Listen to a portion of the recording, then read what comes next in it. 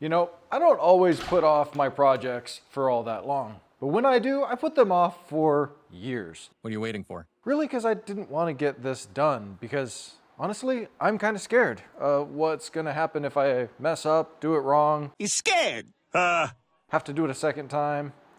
You know, those types of things. For the past couple of years, I have been beating the living hell out of Project Bad Decisions.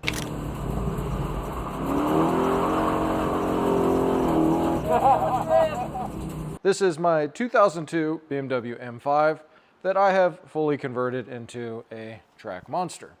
It's not fast, but it is a monster to drive. So much fun in every different way. And you see, all E39s, some E46s, basically everything with the 420G transmission has this problem.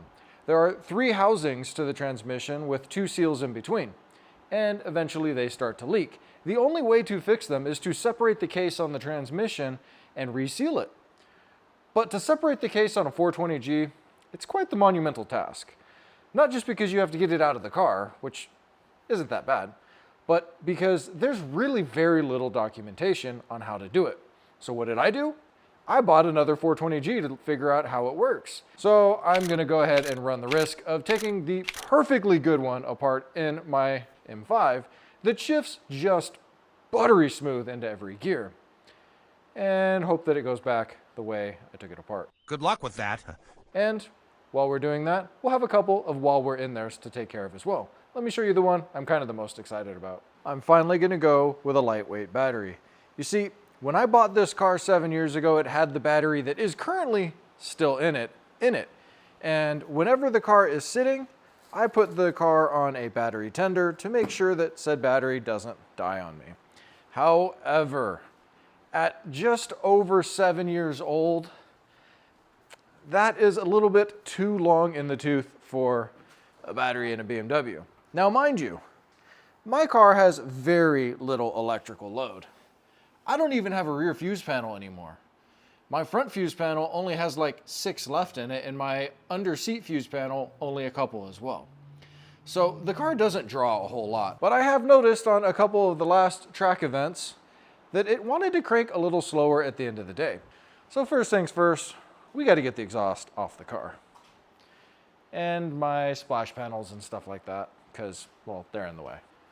I know, the splash panels are underneath, but in order for me to get the splitter off, I need to pull my bumper off, because I got to move you out of the way to get into the toolbox. I don't know what I'm doing. I have a 90-degree impact. Let's use this bad boy. Wrong way. Oh, that's a little tight. That worked great.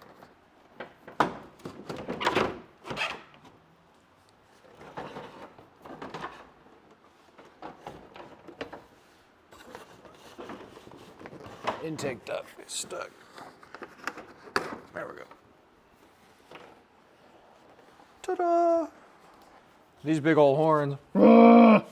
These are ported right to my, my fog light ducts, straight into my air boxes. Then my splash panels are all chopped up so that they screw to here, and my splitter has these extension rods or extension cables so that it can go up and down on the outside wing. If I hit a cone or something, it doesn't just snap, it's not rigid. But I really don't know that I actually need this. It doesn't flex all that much. This is 1/2-inch marine grade plywood. I might run without those for an event, see what happens. You know, whenever you say, let's see what happens, something's gonna happen, but you gotta try sometimes. See, without that,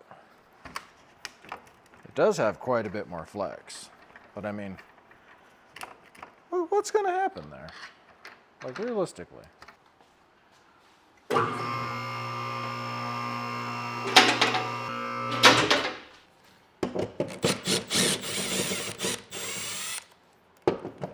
These screws really should be flush too. Now, it does look kind of cool. And before one of my kids broke this ear off of here. It did make a great spot to mount a camera. There have been occasions where I've tagged cones dead on. They've gone under the car because, well, sometimes you push the limits too far. And the splitter has certainly helped to keep things from trying to go under. It more drags them up front. All right, here's the evidence. There's my tranny fluid right there. Right here, drip, drip, drip.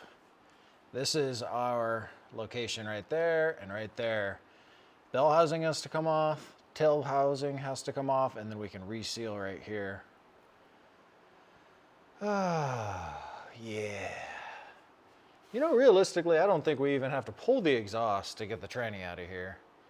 But we do need to disconnect the drive shaft, which means ideally we want to get this heat shield off, which means, yeah, we'll pull everything down.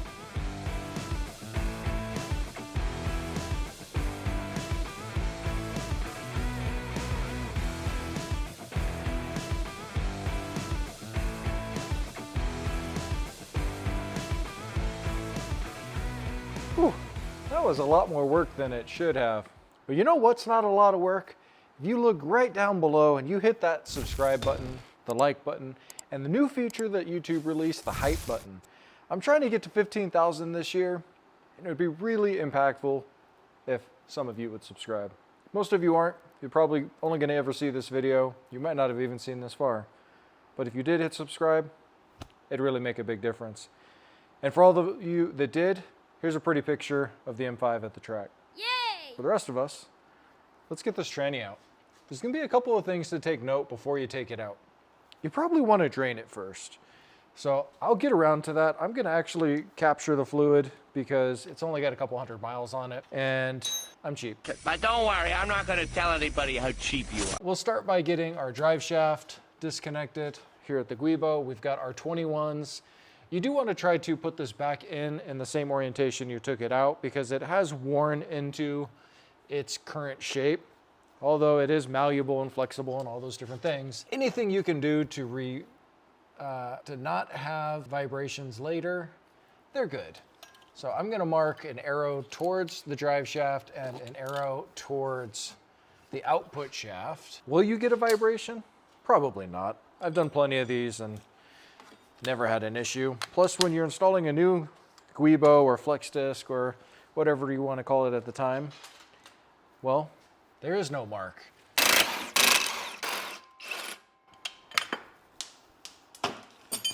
Good thing my lift goes up high enough, but once I get my jack underneath here, I'm gonna have to lower it. So I'll have a nice head catcher here.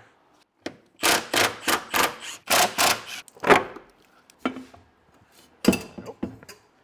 As you can see, by doing that, it gives it somewhere to drop off and out without over flexing this joint or that joint. I might even put one more strap back here just to push this further to the side.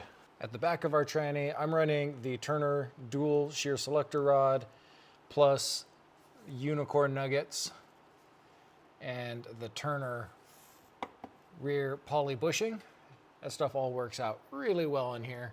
But because I'm running the unicorn nuggets up top, I got to take that bolt out instead of just the little flip clip that would have been there previously in order for us to drop the tranny. Already hit my face on this 7 times.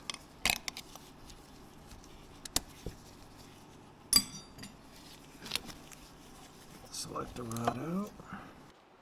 I have never taken these out. And it shows how tight they are. It should not be that tight. These are not torqued that high. Before you get too far along, go ahead and pop out your crank sensor because when you're backing it up, you're right there by the flywheel, and if you're fighting with this thing, you'll break a crank sensor. Ask me how I know. I'm just breaking everything free that I can get to easily without tilting the tranny. You can't really get to those top ones without tilting it. Not very easily, at least. There are nuts on the backside and washers on this side where the blank is for the starter. I think that's for left-hand drive cars or something. I'm not sure why there's 2 starter spots on these. But there are nuts back there that are not easy to get to. Just squeeze your hand in there. Now is a good time to remind you that you're taking the bolts out of the starter. And you've got a big ass positive connection over here. That's shocking. Should have a cover on it, but disconnect your battery just because you're going to be working in that area and you don't want the starter to plop out and arc onto something and weld itself and start a fire. And don't forget, all the internet pros tell you got to pull the drain plug first. I mean, they're not wrong, but what are you going to do if you drain it and you theoretically can't get the drain plug out or the fill plug? You're not going to figure out how to get the fill plug out. You're going to figure it out. How about a cleaned out coolant jug? This should catch all of it. Fluid's got a little color to it.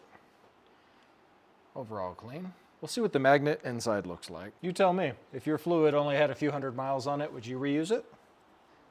All right, here's a tool that you're going to want. This is my transmission jack. If you know what I mean by that, you've seen my other video. And what I did was I made these little cups to line up to the shape of the transmission to give myself a nice sturdy base. And then up front, when we disconnect the back half of the tranny, the engine is going to want to tilt forward a little, and we're going to want to be able to apply some upward pressure to tilt it down. So I've got a nice dense foam block, wood block, and pull jack. Now we can get all lined up, hit my face again, on our tranny. Then we'll pull our rear mount off. I'm going to take the whole thing off because it just gets in the way. I disconnected our reverse signal and our shift signal there.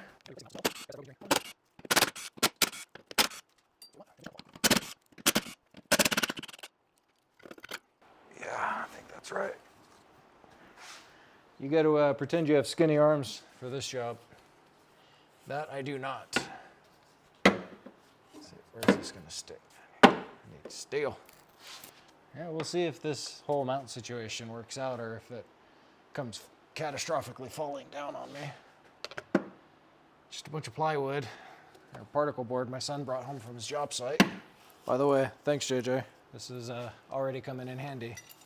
Boy, this is such a nice design. If you want some super duper high quality parts for your car, check out Einhorn Industries. All the unicorn parts for this bad boy. Good stuff. Whoa, watch your face. All right. That's definitely a design flaw to have the jack release so far away from what it is you're fighting with. All right, wish me luck, because the jack is not in the spot that I set it up for.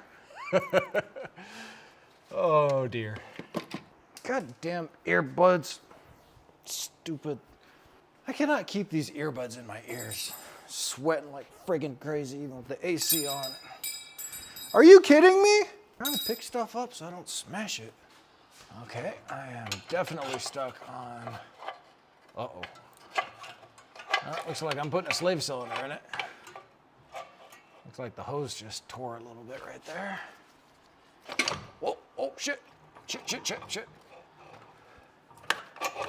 The headers definitely don't make this any easier. You are jam-packed right in there. Okay, if you rotate it a little.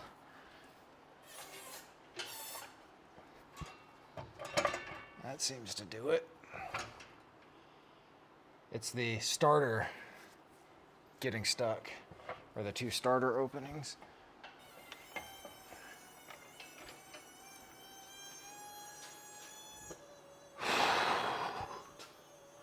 Okay, it's out. Oh shit. Never seen that happen before.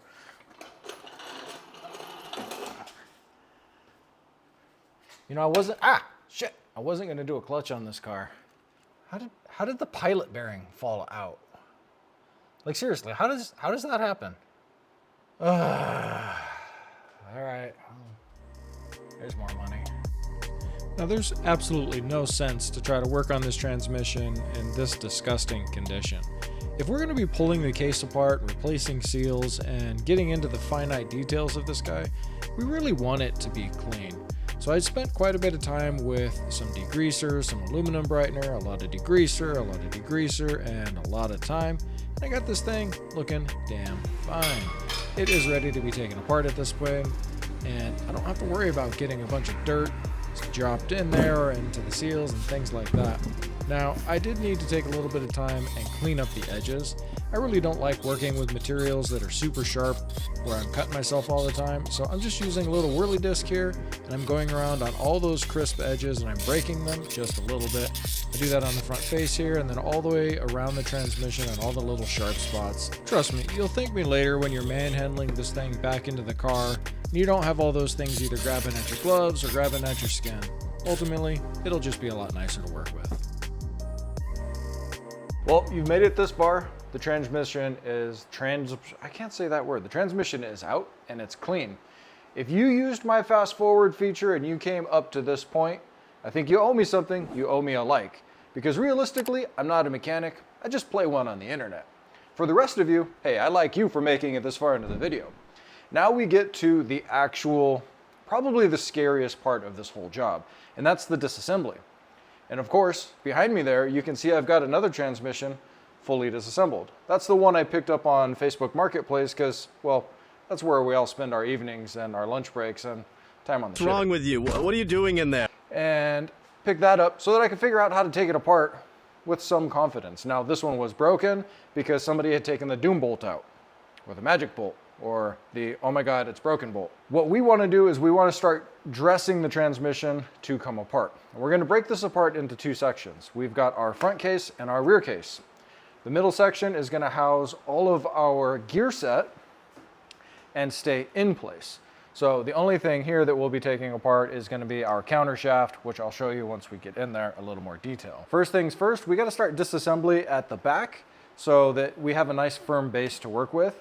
And we'll need a couple of special tools for that. So let's get our output flange off. First one being a long 36mm socket. I picked this guy up on Amazon. This is a Tecton 36.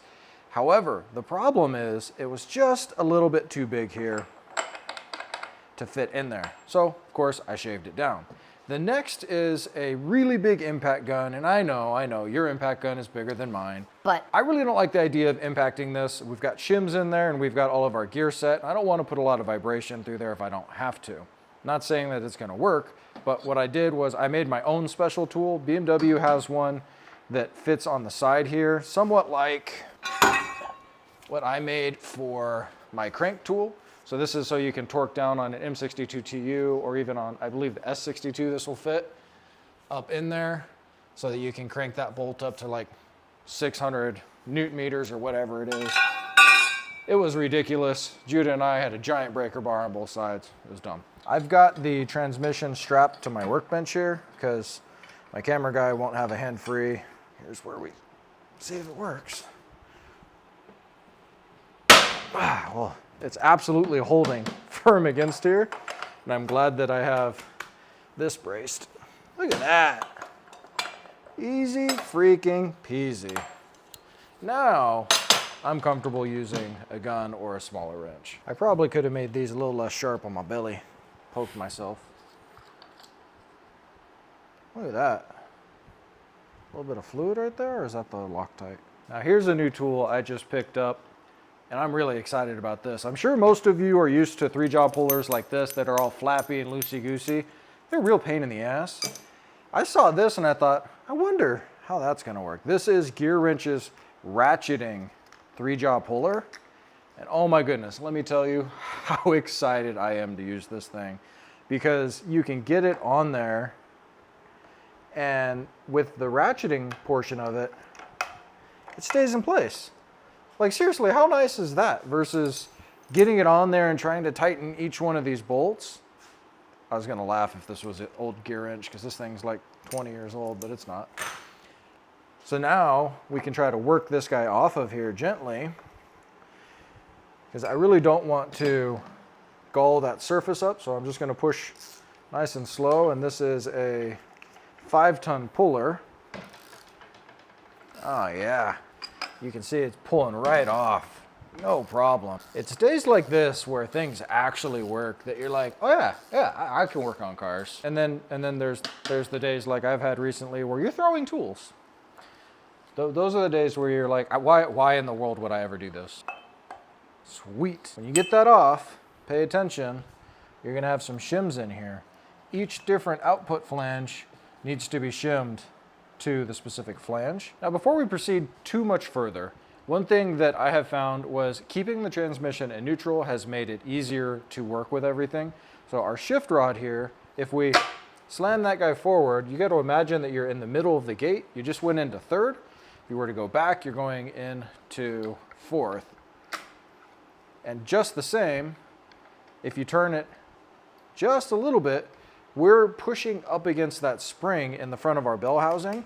And then if we push it harder, that's going to be our reverse. It's going to be our bottom spring here. That's a much heavier one. From our centered location, if we go that way, that's going to be 5/6. This right here, this movement, is where you're looking for that extra slop. If your shifter is leaning one direction or the other, more than likely what you're running into is a weakness or failure in this spring here, because this is what pushes up on our shift shaft here and centers everybody up. So I've seen a lot of different forum posts and whatnot, or Reddit posts where people say you have to do this in first, but I'm not exactly sure why that would be the case, because we've got a couple of pins over here on our 3 shift shafts that you need to put into neutral or in the middle in order to get everything out. From here, the front side of the tranny, you don't even need to take your sleeve off to get the front off. But let's take a look out front. It's just the 4 10mm screws held on with some Loctite and a really low torque. But otherwise, your input shaft will slide right off, no problem. And here's one other neat thing to look at. I've owned this car since 2017, it's 2025, and this plastic fork pivot here, beautiful shape. It is a little bit worn, but working just great. So anybody that says the plastic ones don't work, yeah, I'm not really gonna believe that. I am getting a stainless unit for this because I'm upgrading to a higher pressure plate, the Sachs organic unit.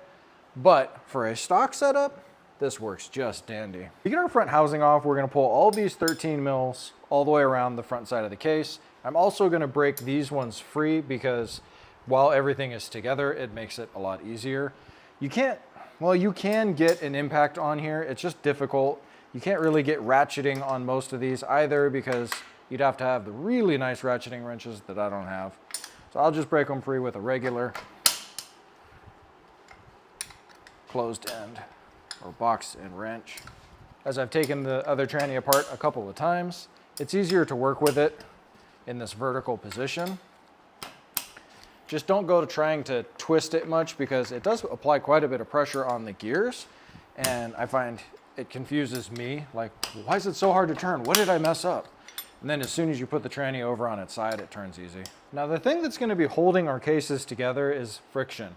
We've got our dowels here on the bottom side and then 2 dowels up here at the top. And if you look at mine, you can see how rusty they are. So I'm gonna put some penetrant in each one of these. I probably should have done this a couple of days ago when I got the tranny out. That would have been really smart. If you're okay with rednecking, you can put a socket sideways and the friction will help push it out. I suppose if you were using 2 swivels, it might push it out easier.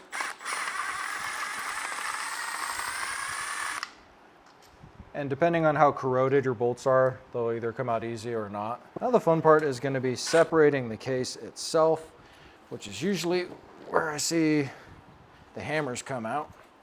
Just like the impact, I'm not all that fond of the idea of hammering the crap out of my case. And you can see already, all I did was tilt the case over from being vertical to horizontal, and mine is already starting to separate. It might have started separating because of the good fortune of a little bit of penetrating oil in our dowel pins. Now down underneath here, you want to support the middle of the case. Otherwise, you're going to be hanging up on the bottom there in order to get this off. So let's see what we got here. I might have to put something under the back as well. Now, as far as hammers, if you were going to use one, a rubber mallet or a rubber dead blow is probably going to be your best bet. But as I was looking at the case, there are just enough flat spots on here that I think using a set of reversed clamps might get the job done. So let's give this a shot here in a couple of locations. Whoa, oh, okay, okay. That's pretty cool. Okay. Now, before I go too far, take a peek right here, Judah. This is our shift shaft. I'm going to slide this back on just for a second as it's dripping everywhere because there are parts inside there that are very easy to lose and disperse into your shop. Let's take a look over here. These roller bearings are what are inside there. Whoop, there goes one on the floor. In that shift shaft that are going to fall out. And the reason they're going to fall out is because they only have a little bit of gear oil on them. When we go back together, we'll do something different. Let me show you inside the transmission what that looks like. These pins fit in just like that, and then the rollers go over the outside. So you get both of them in and all four rollers, and they'll look like this. However, when they're coming apart, they're going to look like a really, really bad day. And you're going to be looking for them on the floor, and you're not going to be happy looking for them on the floor. So let's see what we can do to mitigate that as we pull the cover off. One idea that I have is I've got a couple old transmission magnets, and I'm going to see if I can slide this just far forward enough to get underneath the shaft and possibly catch anything as it falls off of there. I can see them right there. Can you see them? Oh yeah, I see one's already fallen. Yep. Oh, oh, check it out right here. Look at this shot, Judah. Can you see on the other side where the magnet caught them? Yeah. All right, I'm gonna get my other magnet on there too. Yep, there goes one pin. Is it falling out the bottom? Yeah, it's right there. Yep. There it goes. Ah. Nice. Are they both? Are they all stuck on there? I think so, yeah. There's both pins. Oh, when it works, it works.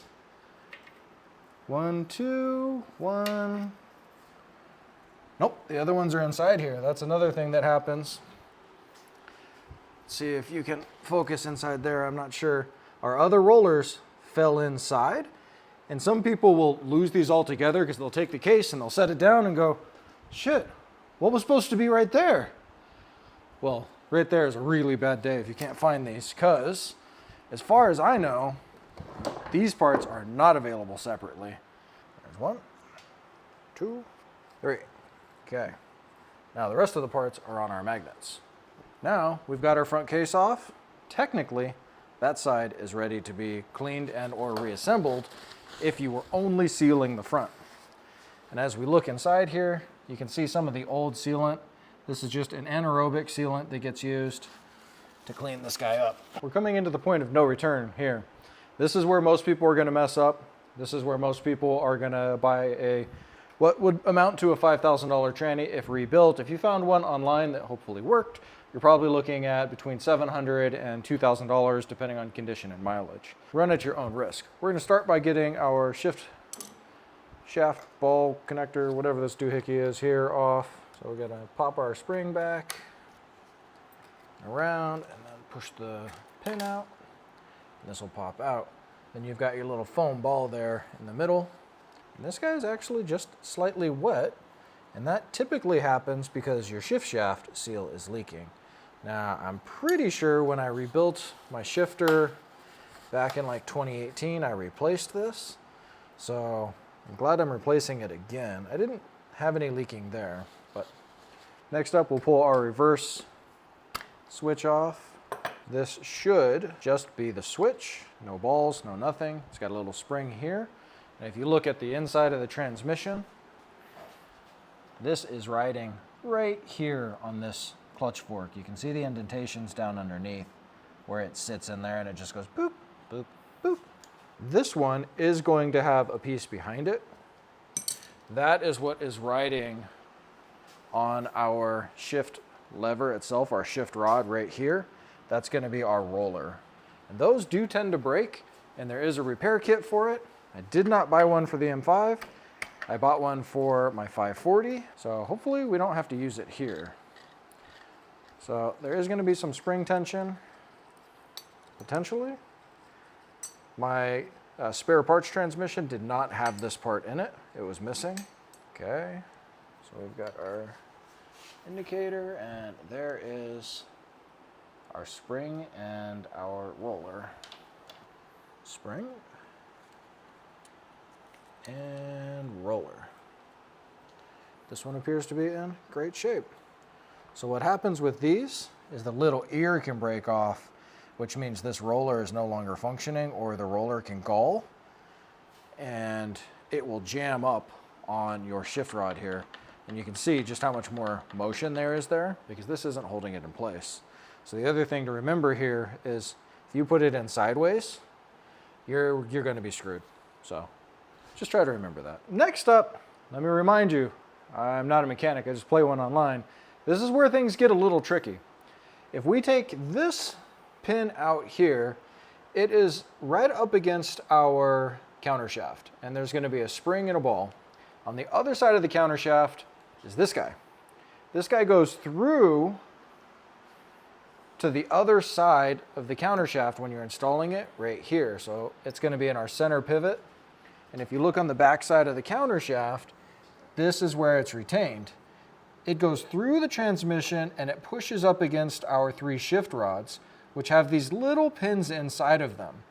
These pins are known for falling out when people are jiggling around in there. They're also known for coming out with a magnet. What needs to happen is we're going to keep this pin in there because it pushes up against this side of the shift rod, keeping that pin in there, which won't let this pin on this side slide out that way, hopefully. So we'll push both of these in. That way the transmission tail housing can slide off back here.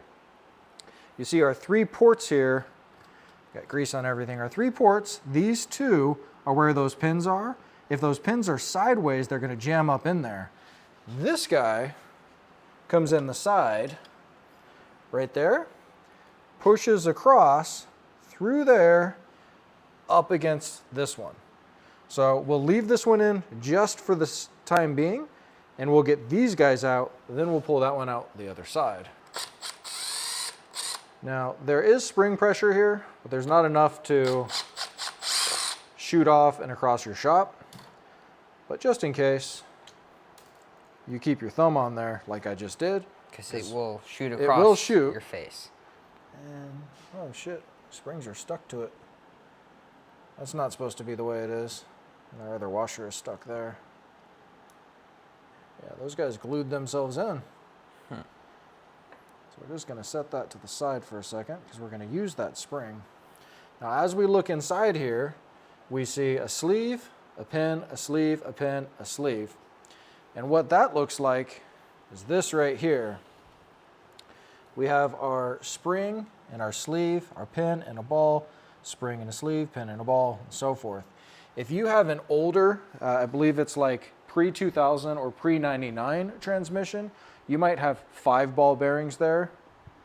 These are the updated slide pins instead of a ball bearing for the 1, 3, 2, 4, 5, 6 shifts. You can buy those as a replacement or a repair kit, and it'll come with new springs, which is what I have for my 540, but I won't be installing that here, again, because the M5 shifts beautifully. So next we're going to try to pull our sleeves out, and it works really well with a little magnet, and we'll just pop these on our springs, keep everybody retained, and then we'll look down in there and see if we can see the little slide pins. We're going to have to pull our pivot pin or our retainer pins there out to be able to see it. So if you don't have a tiny magnet, you want one for this job, but you can also use the spring to slide this guy up and out, just like that. Now we'll pull these guys. Got our pin, and the ball is down there. Pin. And we're going to start with the upper ball because our pin is going to try to slide that way. We'll leave the lower one in. There's one. Yep. That pin just went zoop, slid out the side. I knew this would happen. You can see barely this pin down there. It slid out the bottom right there. It hasn't fallen into the transmission. So I'm going to use my magnet to see if I can't get it. Can we get the light to focus a little better? It's tough. All right, so we're going with the magnet. We'll see if we can just pull it out. This is where some folks say you have to put it in first so that you push that shift shaft forward. But then you still have the other shaft to contend with. Maybe that middle one moves, I don't know. Okay, my flat blade screwdriver using my magnetizer was enough to grab it. Now, I've got my pick in there and I can slide it. Then I'm gonna take some grease and slide that down in there to fill the hole. Yeah, that did it. It doesn't want to fall out now. Hopefully we have averted our crisis, and we did that because we had a little bit of understanding of what was happening in there, mainly because we were able to pull it apart a couple of times already. So now we'll pull this guy out, which does have a spring behind it. There should be a spring and a ball, and that's riding right here up against the counter shaft. And it looks like this bolt had some sealant on it as well. There's our ball. That goes with that guy. The last thing that we're going to do is we're going to take our counter shaft rod off. I don't know what this thing is called, but this is a 6mm Allen. And the way it feels to me like it had some Loctite on it. Yeah, I think it did right there. There was some Loctite in there. To get this guy out, you got to reach up underneath to get the bottom of the pin, push it up, then the whole piece will slide back and off. And for posterity's sake, mark one side or the other of this guy so that you put it in the same way. I saw one person say that it was symmetrical, but it certainly doesn't look symmetrical to me. And then you've got rollers on here as well that are gonna pop off the bottom. The other one is right there. So to me, that certainly doesn't look like it's symmetrical. It can only go on one way. And these rollers, they are certainly going to try to fall and walk away from you. Now we can remove our counter shaft. It will just slide right out the front. It's not really necessary to remove it, but it does keep you from dropping this on the ground. And that should be the last thing we need to do, except the pin that was hiding behind the counter shaft. Now we're going to reach in there and we're going to drag that guy out. You see there's lots of little pieces to remember at the end of the day, but that should be all of them. Everybody is free now. Before we start cranking on anything, we're going to double check that our pins didn't fall out again. I can see my grease is holding everybody in there. Now we can try to split the case one last time. I've got the center case elevated off of my workbench here with just a little piece of composite.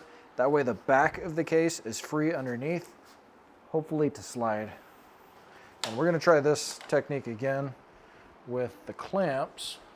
Oh yeah, no hammers for us today, at least not yet.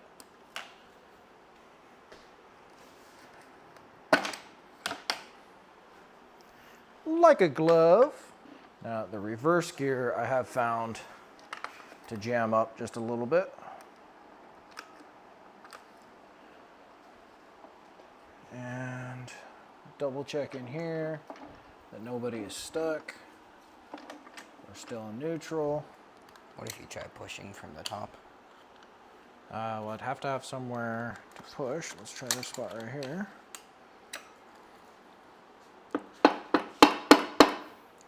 I'm watching as we're tapping for these pins to fall. There it was. It was definitely jammed up right there.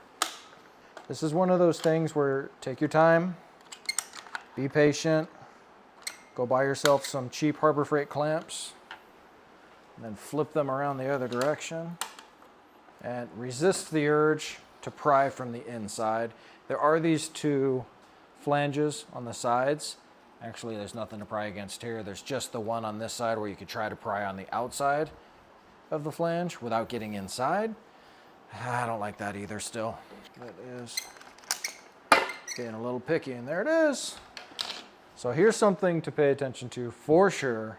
You have this whole shift fork here. If you're trying to pry in here and you're fighting, this guy is cast aluminum. This would make for a really bad day if you damaged that, because that is right here on this 5/6 shift shaft. And I'm not sure how easy it is to get in or out. It looks like it's a roll pin. Maybe you could do it if you had a spare parts tranny.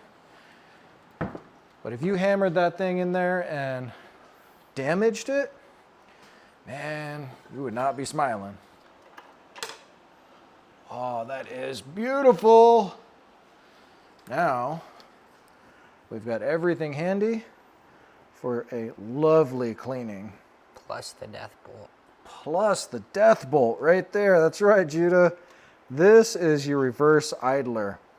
And this is why I got that transmission for 120 bucks. Let me show you what happens if you're trying to drain your fluid or take everything apart, or you think it's jamming up because there's one more bolt in there. This is what's actually happening. If you pull this bolt, this is actually the wrong bolt since mine didn't have it. It just had a gear clunk, clunk, clunk, clunk, clunk around inside of it. Then your reverse idler will pop out. And in this case, it got jammed up against the case down inside there and locked up this transmission. Can you see those on the screen? I can't quite see it, but where my fingers are, this guy popped out, jammed up against there, transmission locked up. I guess it's a failed transmission. Nope, you took out the doom bolt. If you take that bolt out, you're effed, because the whole thing has to come apart to get to this. And the actual reverse idler goes on two different directions. In my case, both the pulley, the bearings, and this guy, as I took everything apart, went boonk all over the place on the floor before I was able to figure out how this sits down in there. So you got to get the shaft in, drop it in, plus you've got your collar here that also comes off. So there's lots of pieces that just will be stuck down in there, and you're gonna really be hating your life. Don't take the doom bolt out. Everything else that we've taken apart, that works. One last thing on the inside, our rear tail shaft bearing is just sitting on there, and it wants to fall on the floor and break apart, and you cannot buy this bearing that I'm aware of. So take it off, recognize your orientation. The sleeve, this side, goes towards the transmission. And set this down somewhere where it's going to be taken care of. For now, that's right there for me. I'll show you what happens when that falls on the floor. You can see this one. Where is it? It's a two-piece bearing. That's not a good day. And that's exactly what happened to me. It fell on the floor. All right, so to replace our shift shaft seal off of the car, it's so much easier. All you got to do is stick a screwdriver in and pop that sucker right out. Then you can drive it in with a series of, I like to go 15 millimeter, just slightly small, and then 16 millimeter to run it in flush. For our output shaft seal, I'm gonna try a seal puller here. Oh, she's coming. There it is. And for our new seal, it's got a lip in there so it goes down flush with the outside. I'm going to be using my VVOR kit and a 66 millimeter hub tool here, or bearing press tool, until we're just about flush. Now, this side of the case should be ready to go back in the car. The only thing I was considering was removing the doom bolt, because this does have the potential to leak there, and putting some sealant on the end of it and then putting it back together, which we can do right now because we have access to everything. It's like a bad idea. Because I'm an absolute glutton for punishment, I'm gonna pull this bolt out of my reverse idler because it does have the potential to leak, and hope that we never have an issue with it in the future because I touched it. But as you very well know, while you're in there and you touch things, oftentimes you'll make your own problems. So there you go. You can see it had some sort of sealant on it, and we're going to run some more. That's our little buffer wheel or whatever it is that holds that in place. Got our gear down in there. Boy, this is a crazy ass idea right here. I don't know if it was the right one. Well, because I'm kind of a dimwit, I didn't quite research this, and I don't know what I'm going to do. So what I decided was I'm going to use the sealing paste that I'm going to be applying to my flange here because, well, that's what it's meant for, and this is kind of like a flange. And then on the bolt itself, I'm going to add a little bit of 243 going into my reverse gear because, well, honestly, I don't want that thing coming out. Now, the bolt itself sticks into the gear quite a bit, so I'm putting that thread locker back a little ways. It looks like it'll seal. What? Seems like it'll seal. Yeah, it seems like you could put a copper ring or something on here. Sometimes somebody's got to forge a trail. That somebody's going to be me today, I guess. I was looking at the Google machine and I didn't see what other people have used, at least not immediately. I'm sure it's out there. Somebody will clue us in down in the comments and tell me that it's going to start leaking, which I will be very sad about. 29, it's close to 28. Looks like a bolt. Clean up the outside and hope for the best.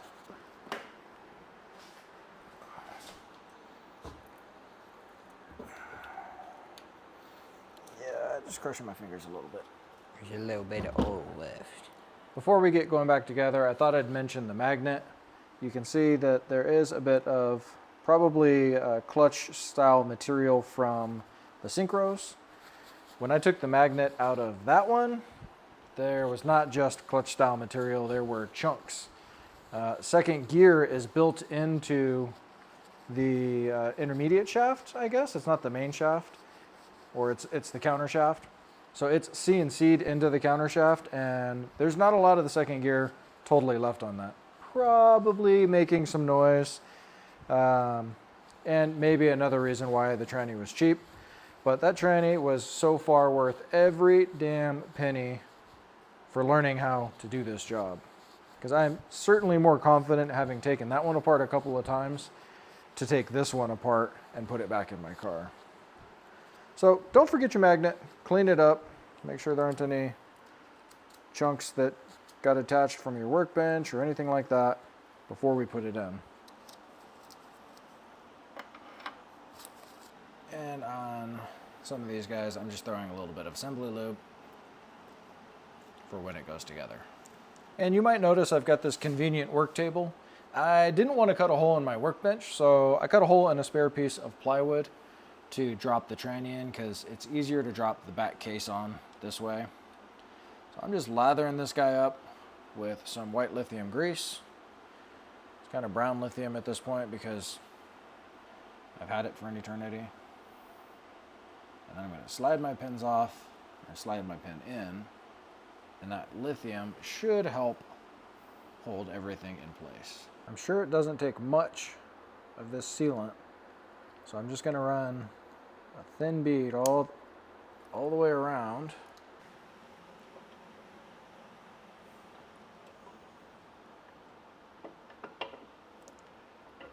Just trying to get all three of our shafts to line up.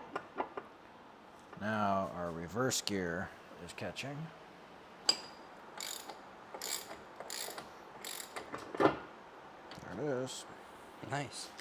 So that's the trick to getting the case to drop on. And then it's just on. Getting it past the reverse idler. Now we can run around and put some bolts in it. Let's see just how much squeezes out. Just kind of running around in a star pattern to try to keep everybody even. I'm torquing these to the same torque as our reverse bolt, 28 Newton meters.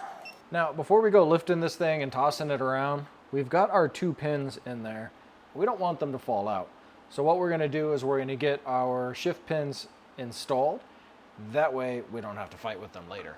All right, not center so much as position 2 and 4. Those are gonna be what are retaining our pins. And then our steel sleeves. Same thing.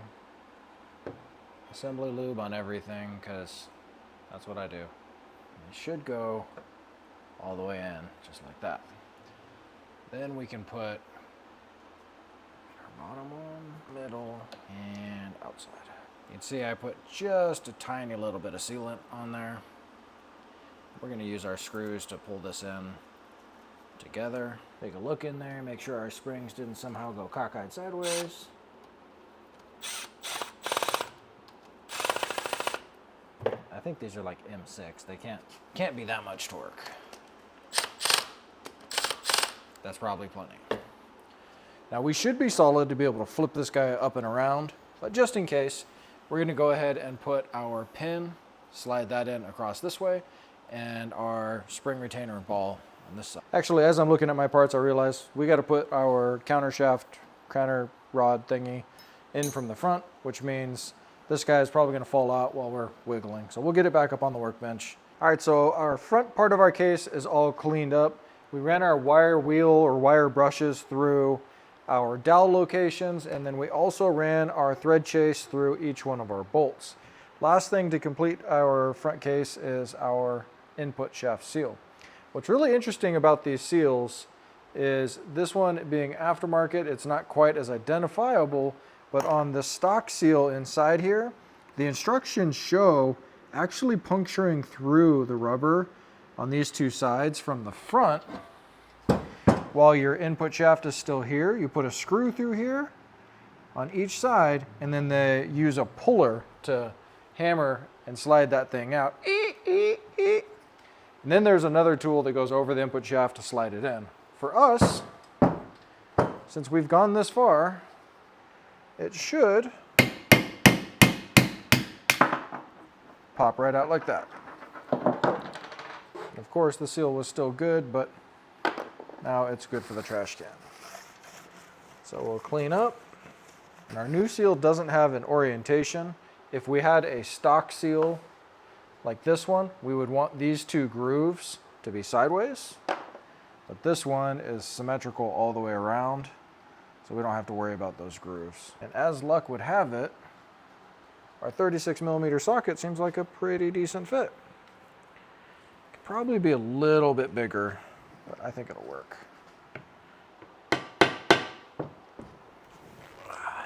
We let our case set overnight.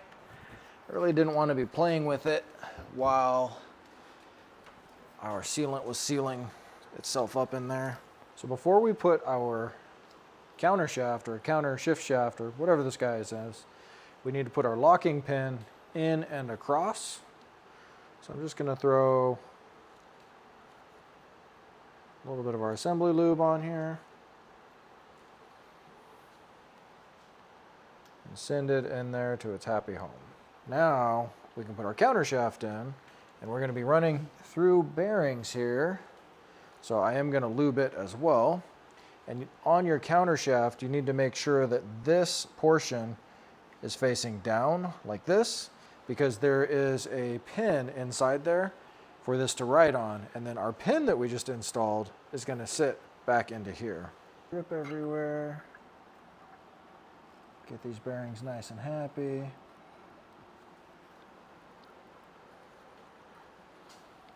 Watch out for our shift shaft. And then, boop, we're in. From there, we can install our outside pin or screw cap, our spring, and our ball. Now, what I did off camera was I took a thread cleaner in both of these ports because both of these have sealant on them. So I'm going to also put a little bit of sealant on both of these screws to make sure that nothing's going to try to come out.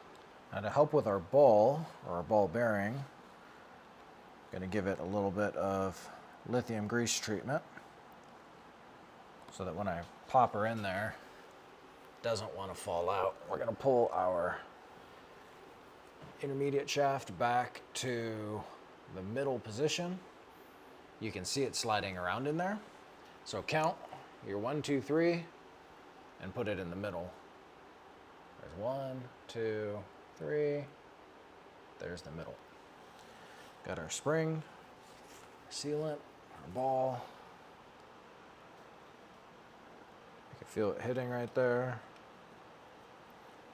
For this, I'm going to go snug plus a little bit. That's good. Use your best judgment.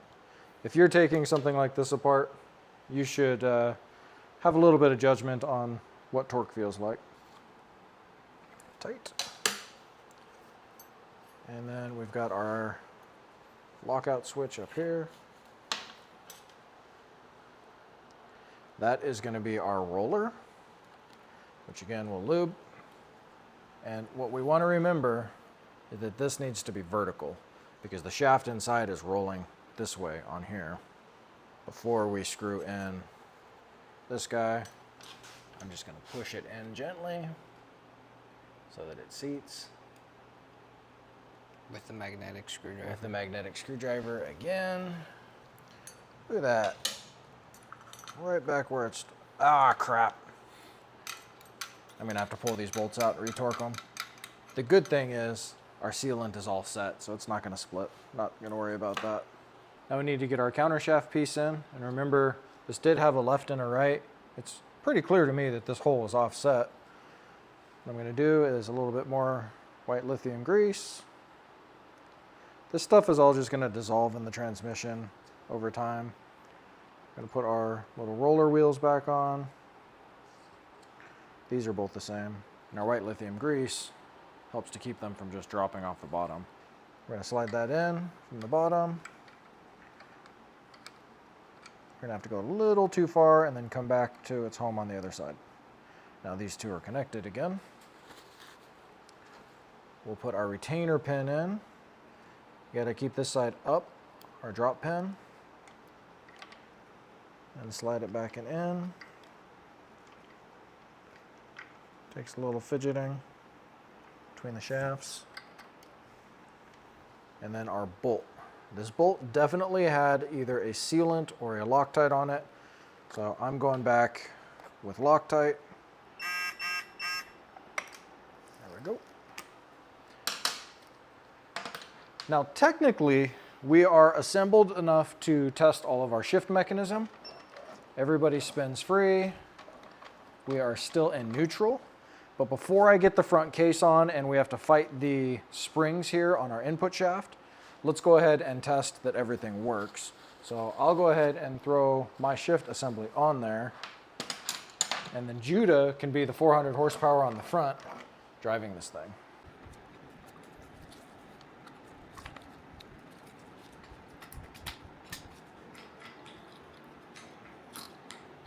All right, so we're taking a quick break from the transmission because, well, problems that you'll see later. And what we did was we made ourselves a little bracket, dimple dyed it, put a crease in it so that it's pretty rigid. It's got just a little bit of bend. I added a standoff here so that we can slide this guy in the corner over here. And we'll have a nice mounting spot for our battery that takes it out of the middle, which is good with it in the middle down low, but I'm trying to counterbalance some of the weight that I put on the left side of the car and simplify this corner. This will also make it possible for us to completely remove the battery tray and later try to figure out a way to put a diffuser under here if we can work on like flat bottom type stuff. For now, I've got a piece of Lexan that we went ahead and drilled out to fit. We can put a little bit of a rubber gasket around there to keep vapor and stuff from coming in. This bolts up really simple. I just used a couple of riv nuts in the body and made sure that my whole setup lines up where I want it. Under one of my last trips to the junkyard, I picked up a bunch of this M6 hardware.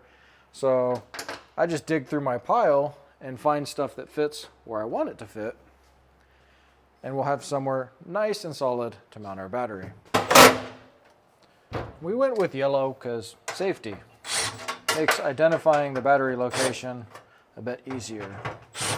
So I just put these other ones in to make sure that as I was tightening that guy down, everybody was still lined up. So the other 4 holes will also hold the bracket, the battery bracket, to this bracket and keep everything stable.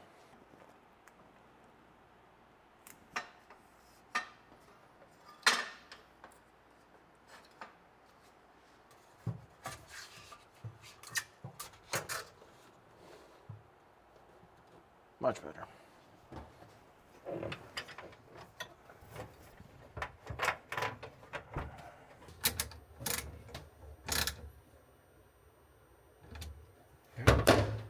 For now, I'm going to run this longer cable to make sure that we like this battery location. Yeah. So I need to figure out a way to route this. That makes sense. That makes sense. Just like that. Shortening this cable and having it go boop right there makes the most sense though. Yeah. Yeah, negative actually works really well. That's perfect. Okay. Well, now we have a lightweight battery and closed off center section for future activities. Back to the transmission. Okay, so perhaps you've guessed it, perhaps you haven't. I mentioned this is where I messed up. Well, where I messed up was my locking pin and a few other things that I've discovered here. It's been about 2.5 weeks since I got to the point of putting the shifter on the back and trying to shift it, and then realizing all hell had broken loose. On our shift lock pin here and our sensor, you have the little pin that slides in and out. Well, I didn't notice that I put the pin in backwards, and you see how it's broken right here? This is what it's supposed to look like with a little T on there. And that T goes inside this way, not this way. If you do it that way, this plug gets really hard to screw in and it jams in there and breaks the top off. And you subsequently have a panic attack as you go to look to make sure you can buy those parts. And then they don't show up because they got lost in the mail and it takes 2 weeks to get back to this stage. Thankfully, you can get these parts. One thing to note is they are in fact different between the 540 and the M5 because of this sensor. The 540 does not use the sensor pin, it only uses a spring, and on the 540 you have a longer roller bearing than on the M5 and the M3. The SMG and the M3 uses this same part. I went ahead and I pulled up all 4 vehicles so I could cross-reference parts numbers to make sure. This is going to be going in my 540, this one goes in the M5. And now I have the proper orientation by putting this guy in there first so that oil can get in there, lubricate the spring, and then the push rod can actuate our shift indicator here. I really messed up on that. I felt really dumb, but I hope that by me doing this, somebody out there will see it and not do the same thing. Because it was a really easy mistake. These were just sitting in here and I was like, oh yeah, huh, yep. Put that in there, that pushes on that, it makes a little springy motion, put it in, and catastrophe ensues. So now we'll go ahead and we'll get going back together, but one more thing to note, I was using this Cortigo EV300 on the threads on all 3 of these plugs, and I noticed when I took this one out that it wasn't sticking at all. It hadn't cured because it's an anaerobic sealant and it needs to be in the absence of oxygen. Clearly the threads are not quite that tight, so they didn't cure at all. I did pull out the reverse idler bolt. It had partially cured, but what I went ahead and I did was Where'd my silicone? I went ahead and sealed everybody up with Ultra Black because I do know it will cure. It is not anaerobic. So I'm going to use that on here as we're going back together. And now we can actually go back together and double check that our shifter works. So what we'll do is we'll put a little bit of lubricant on here, slide this guy in. And just like last time, you want to make sure that your roller is vertical like this as it's going in there. And don't get your lubricant all over your threads. There we go. It's the non-magnetic one, right? Non-magnetic. Now this should go in much easier than it did before when it was binding up against this guy and driving a wedge in there, and then subsequently causing me 2 weeks of agonizing pain. So we should encounter some spring pressure, but not nearly as much as I had before. Yeah, I couldn't even screw this in by hand before. And that just locked up our shifter nicely. And it moves. It didn't move before. That was definitely a problem. Now what we can do is put our shift assembly on the back, double check all our gears one more time. You won't have any left and right pressure because you need the bell housing for that, but you should be able to move through. All right, we got our shifter on. We have no left and right control, so it's really hard to find where your gate is. But what I'm looking for is smooth actuation forward and back. It's nice and tight. I can go over and find fifth and kind of find sixth. It's a little tough without the bell housing on and without rotating the transmission. So we'll do this all again once the bell housing is on. But this confirms for me that our shift shaft is moving. It doesn't feel overly tight. It engages really nicely, and we can move on.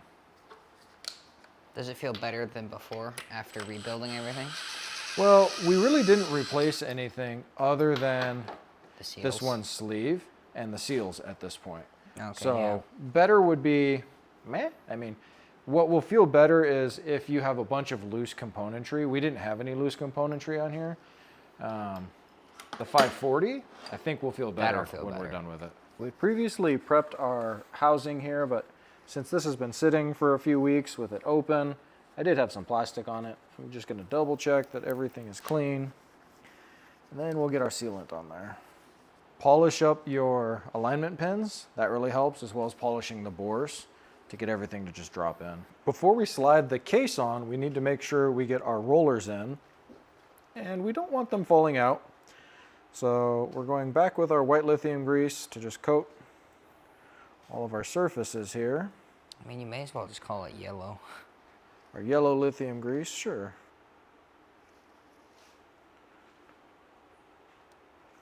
We want it nice and sticky.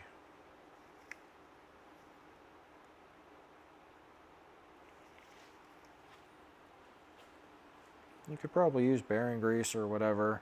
I like lithium because it is going to be sticky enough to hold these. And it dissolves. But it will break down easier.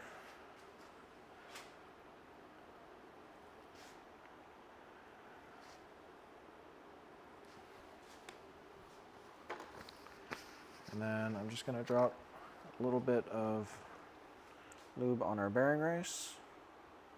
Now, as we're going together, we need to get the T shape or the double cross shape Stop doing that. of our shift shaft to line up in here, which means we may have to rotate either the shift shaft or the housing just a little bit. Likely it'll be the shift shaft that we're playing around with to get those guys to line up. So you want to be careful going past your Bearing. not your bearing so much as your seal, because it's going to be a little tight this first time. And then make sure those guys are still in there. There we go. Seems to be what we were looking for. Nice. Squeeze that bad boy together. Now we're going to torque these with a wrench because, well, no, I actually do have a crow's foot. We could do the math on a crow's foot to get these torqued properly. Got the bell housing pressed on. I did torque all of these bolts to 28 Newton meters using a crow's foot because I was able to get a perfect 90 on all of them. I'm not worried about making any calculations. With this guy on here and the shifter back in place, let's see, this would be neutral, third, fourth, first, second, reverse, fifth, sixth. All of it works just beautifully.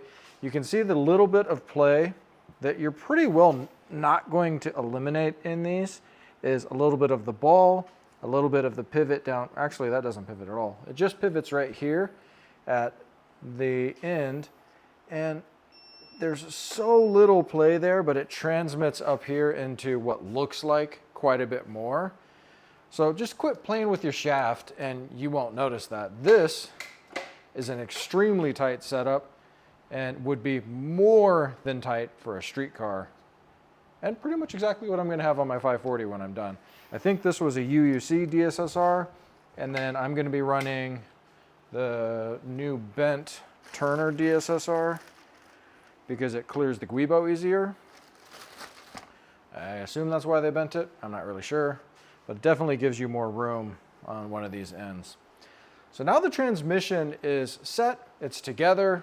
We need to put some fluid in it and then get it back in the car. But before we can do that, I got to do the clutch and the slave cylinder and the hose and a whole bunch of other things, which means you're going to have to come back for that next video to see if we can get this guy reinstalled after doing those things, and probably in like 6 months to see if it leaks.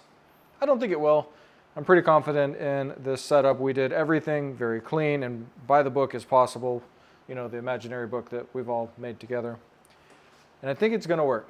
So hopefully you get yours out, you get it sealed, and we keep these cars on the road. I recognize that my race car is not technically on the road, but that's why I'm trying to make amends to the E39 community and rebuild my 540. These are special cars, stupid transmissions that we can't get parts for, but I think that's okay. Get out there, fix some stuff, subscribe, like, comment, do all the things. We'll see you in the next one.